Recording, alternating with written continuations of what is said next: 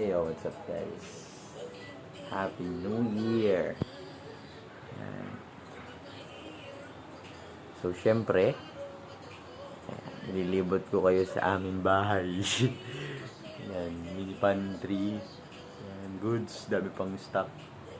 Tapos, yan. Currently, yan guys, nagsasaing tayo. Kapit natin guys. Yan, nagsasaing tayo. Kasi kakain tayo, ang dami pa natin pagkain.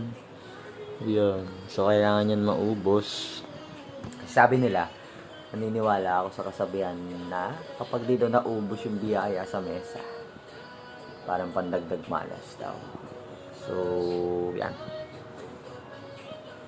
Excited tayo para kumain mamaya bago matulog kasi may pasok na bukas. January 2. So, ayun. Total update lang kung ano yung nangyayari dito sa aming bahay. Ayan. Ayan guys. Dami-dami pang stock.